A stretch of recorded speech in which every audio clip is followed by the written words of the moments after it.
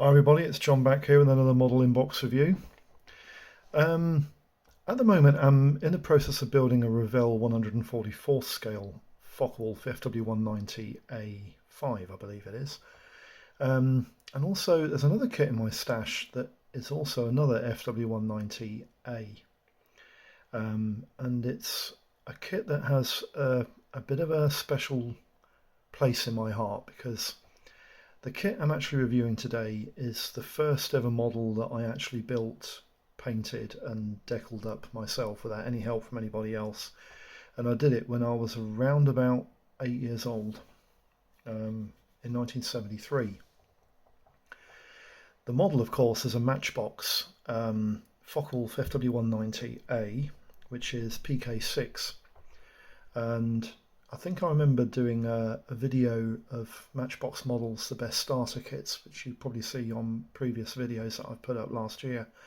And I did mention the fact that this kit was the first model I actually built, but it wasn't the first model I actually bought. The first model I bought was an Airfix White's half track, which my brother had to bail me out of all the tears because I couldn't finish it, couldn't build it. But this kit was the first model I actually built. I did paint the kit. I think I remember painting it green and blue underneath, but I don't think I actually did the splinter camouflage. But I did put the decals on it, and it looked alright. It was quite good. Now then, going to the boxing history for the kit. Originally the kit was released in 1972, and it was part of the first 19 models released by Matchbox in that year of the purple range. And the original release box is a flip top lid. It's a complete lid that lifts off the entire box. It's not an open ender. And you can always tell the first edition boxes because they're flip top lids. After that, they went to open ending boxes. But the flip top lid series 1, like first release boxes, didn't have a window on the back. They had the paint plan on the back, but they didn't have a window on the back. The second generation boxes that were released in 1973 were open enders at one end, and they had a window in the back so you could see the two coloured sprues inside. And I actually thought it was a better way of displaying the kit, but the original series, like first generation Type 1 boxes, are actually stronger, and they protected the kit for people's stashes and collectors who wanted to collect these kits. So this 1972, that was the first rendition of the Type 1 box with a flip top lid, and that's the box artwork that came with the kit. 1973, you had a two-colour kit logo placed over the top of the front of the box, just above the aircraft's image there, and they open-ended at one end. These were not flip-top lids. They opened up at one end, and they had a window in the underside of the box here.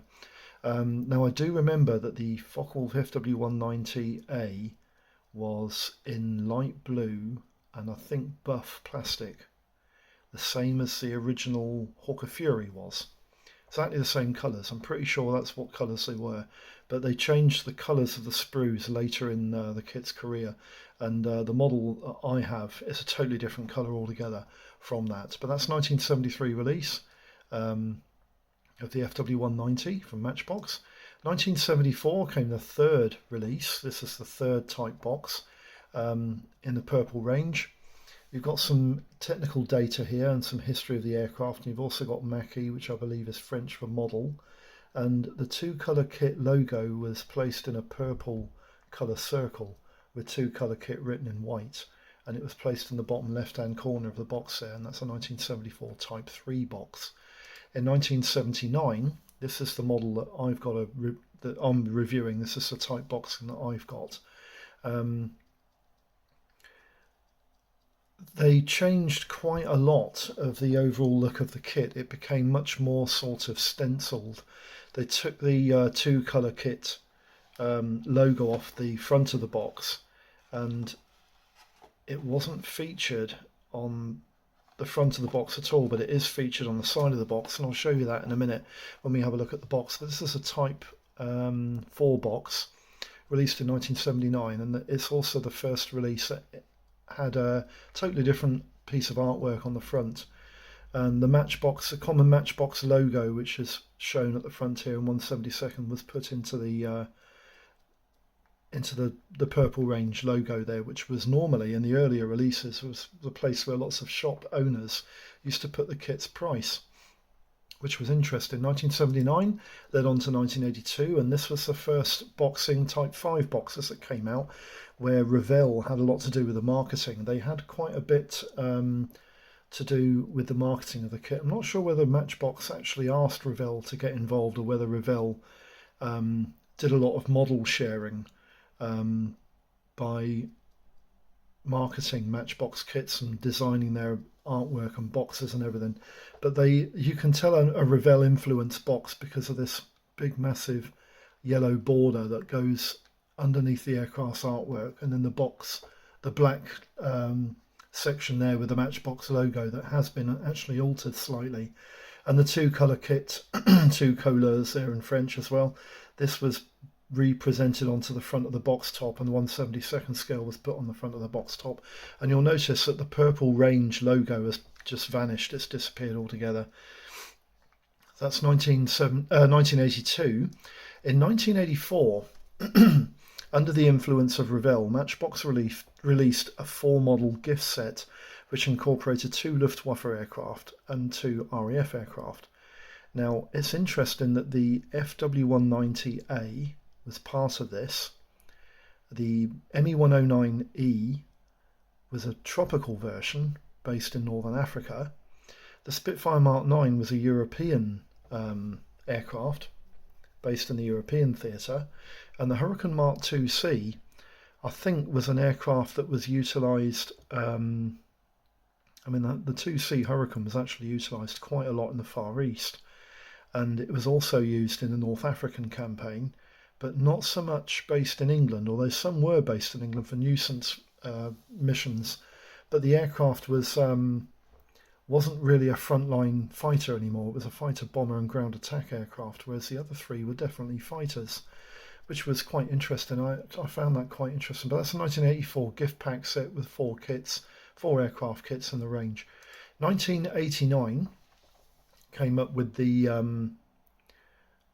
last rendition of the Focke FW-190A4 and R6 variant. This is the first time that the A4 has been presented as the actual mark model number for the A variant of the Focke-Wulf that was released by Matchbox. And then they also released the R6 variant as part of this kit as well. This is still PK6. Don't get me wrong, this is definitely PK6. But this was the last rendition of the Focke-Wulf that was released by Matchbox in this boxing. 1989 went through to 1992, and then you had a PK number change. The Focke FW-190A4 R6 and the A3 was a different set of decals, and I don't think the actual parts changed at all in the kit, but it definitely had a different set of decals. And this kit was featured in the Revell boxings. Although you can get Matchbox 2 colour kit versions of this model as well, but it's not PK6 anymore, it's PK7. Sorry, PK51, that's better. Sorry about that. PK51 was, it was to reflect the fact that the aircraft was completely revamped. Although the sprues weren't revamped, it was basically just the decals, and the overall marketing of the kit was revamped. This kit was actually released later in life under the Matchbox label as a single colour kit. It was all in grey plastic. I believe this is actually the boxing that incorporated that. But I've actually got a model of this in my stash, and it's definitely got 2 colour sprues in it, which is interesting. And it's on the earlier boxing style with the big red, the big rainbow style flash across the bottom of the border there. So that's 1992 release, and that concludes the boxing history. And I just want to leave you a nice image here of an FW-190. I think this is an A8, which is in a museum. I'm not sure where the museum is. It might be in Germany. And there's an AR-234 Arado beside it there, which is quite interesting. The aircraft's actually bombed up, which is interesting, which would suggest it's not actually an A8 at all. It would suggest it could actually be an F8. Not quite sure. I'll have to look into that. But that's quite interesting. I just want to pan the camera down now just to show you the kit we're looking at. Let's get the camera down, there we go. This is the boxing. Now then, I want to bring something to everyone's attention. I got a comment from a particular subscriber that came to my channel recently, and he mentioned that I forgot to do the paint plan which is featured on the back of Matchbox boxes. So thank you for that. Thank you for reminding me. It's something I don't normally miss, but I did definitely miss it. So I'm going to incorporate the two paint plans from the two inbox reviews that I missed the paint plans on. I'm going to put those paint plans into the model build progress video, which I'll do for both the Wellington and the Alpha Jets. Which you'll see at a later date when those kits are complete. Anyway, this is a type, I think this is a type 4 box, 1979. It's got a little bit of damage on the front, but that's not too, I'm not too worried about that. And the box is actually pretty badly beaten up. And on the side you've got an image of what the kit looks like unpainted, and these are pretty true of the colours that you come in the box. I think one of them might be brown actually. But we'll have a look at the box colours in a minute. And there's another image there of the aircraft built up, painted up, which is nice. And then you've got side images there. You've got the Purple Range logo, PK6 on the side there, which is definite donation. That's all repeated exactly the same. And on the back, you've got your paint plan. The paint plan denotes two variants. There's one there that flew in the Crimea in the Eastern Front in about 1943. And the second one there is one from the Eastern Front. It's probably an aircraft that served over several years in the Eastern Front in the Russian campaign, obviously. One from 3 Grouper JG-51 fighter unit, and the first version is unit SG-1 Luftwaffe from Crimea. So that's the two paint plans. You can see one of them, I quite like the top one actually, with the yellow flashes on the underside and the cowlings there. I quite like that. I might be tempted by that variant, that's quite nice. They're a lot more pronounced than the ones underneath, aren't they? Quite like that. That's the paint plans on the Matchbox kit. We'll just open it up. That's got my canopy in there. Now, as I said before, this kit originally was released in light blue and buff sprues, but it has come in green and light green sprues. I've also seen it in light blue and green sprues, and this one has got green and brown sprues, which is quite interesting. We'll get to the normal method of going through the parts and everything. It's an instruction leaflet. It's an A4 size. You've got a nice paint call out there at the back, which is quite nice. I think they're actually Humbrol colours. You've got some information, technical data there in different languages, which is nice. And you've got some hints and tips on what to paint, when to paint it, colours and call outs and everything there. The pilot looks quite nicely painted up, which is good. And then you've got which used to feature on some of the the boxings, an instruction there on how to construct the stand. Now I haven't got the stand in this particular kit, it was missing when I bought this. And this instruction leaflet looks incredibly photocopied. It doesn't look like an original, does it? That's PK6, the FW190, which is nice. And on the other side, you've got a kit which builds up in 8 different stages. I'm not going to go massively through them, but I'll just explain the flow. You've got stage 1, which is the interior, not an awful lot of detail there. The pilots are quite nice. You know, a lot of people like the Matchbox pilots, and I don't hate them. I'm just more of a fan of the Airfix ones. Section 3 is to build the annular radiator onto the engine forward cowling there and the propeller and spinner. And that gets retained by a retainer disc at the back. Section 4, you're putting the tailplane together. Sorry, section 2, you're putting the fuselage hulls around that rather basic interior. And section 5, you're putting the upper decking and the propeller assembly into place, and they actually tell you to place the canopy in place there. But I would never do it at this stage. You know, as guys who follow my videos, and I always put them on after painting them and painting the rest of the aircraft, and then you just touch up the frame around the base of the canopy, which is I find it a lot easier to do that. Section 6, you're putting the wings together. A lot of Focke-Wulf models produce the lower half of the wing in one piece, but the Matchbox kit is definitely in 2 pieces there, as you can see. And in section 7, you're building the undercarriage assembly, sub-assemblies there, and section 8 you're putting the undercarriage doors, the tail wheel, and then you're placing an optional bomb which goes underneath the fuselage, which turns the FW190 into a fighter bomber. Now then, that's the instructions, quite easy to follow.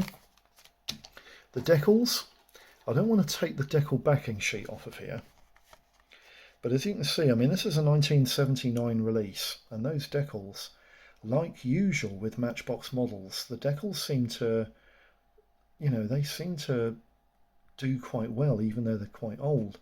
Those decals don't seem to be that bad at all. They don't have a yellowy sheen on like a lot of Airfix kits that I've seen over the years.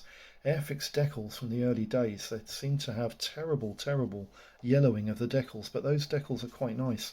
They're quite nice. The register on them is very good. I can't, let's just peel a little tiny bit off the back of here, because I want to just feel the decal sheet. The decal sheet, that decal is actually, it's not that badly raised either. It's quite, and it's crystal clear, isn't it? Look at that. Very pleased with those. Cockpit canopy is in this nice little bag to keep it nice and clear.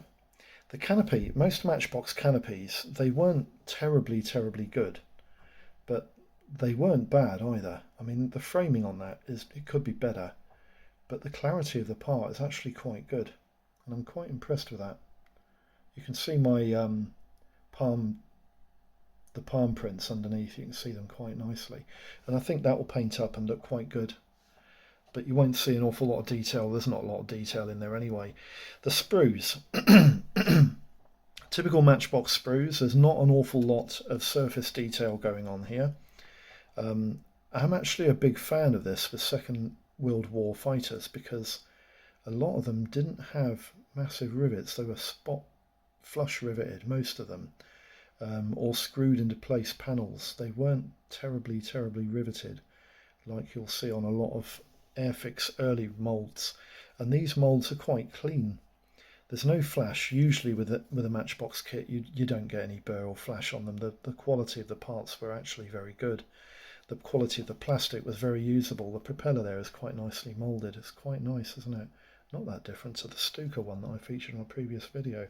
And the bomb is quite seriously large. It's probably a 500 kilogram, sorry, a 250 kilogram bomb, 550 pounder.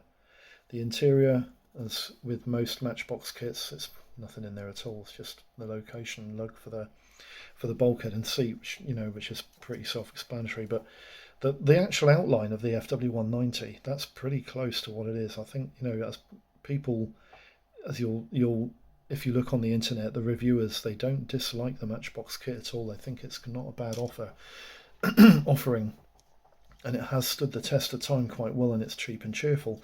The second sprue is in light brown, so you've got a dark green or light brown sprue on this kit. The wing detail, it is raised panel lines, but it's quite fine, and the fabric covering on that aileron doesn't seem to be too bad either. Actually, I don't think they were fabric covered. I think they were metal skinned on the FW190. They were all metal skinned. Ailerons there, they're quite nicely moulded as well. That's quite nice. There's a pilot figure. There you go, my mate in Birmingham, Al. You love those guys, don't you? There he is. He's quite nicely moulded too. Usual Matchbox quality, crisp parts, no flash, no burr. There's a few sinkholes in the parts, but they're usually on the interior side of the parts. You don't have to worry too much about them. You won't see them at all after the kit's built, which is great. So that's the Matchbox parts for the FW190. I think you'll agree the kit doesn't look that bad, does it? When you consider that it's 1979. I mean, that's 40 years old, isn't it? That's pretty good. Not bad for a 40-year-old kit, and the moulds were actually 1972, which would make it 37 now, wouldn't it? Sorry, 47. It's doing well. It's a good kit, and it stood the test of time really well. So we'll just go through the gump. Sorry, I've got something in my throat. Sorry about that. Just go through the gump. I'll just leave you the picture there so you can see that whilst I bring up the gump.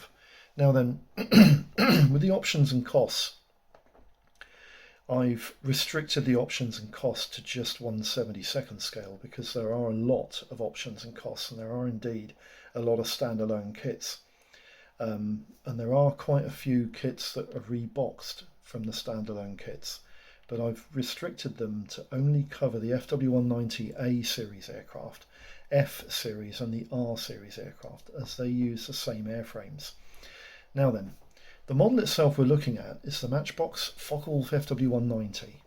The serial number is PK6 and it's moulded in 1/72nd scale, and its original release date was 1972, but the kit was re-released as PK51 in 1992.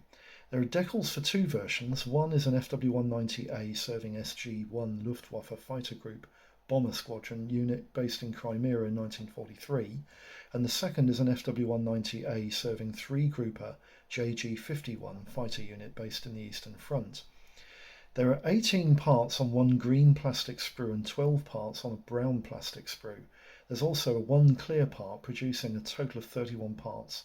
The dimensions of the kit when built will be about 4.5 inches long.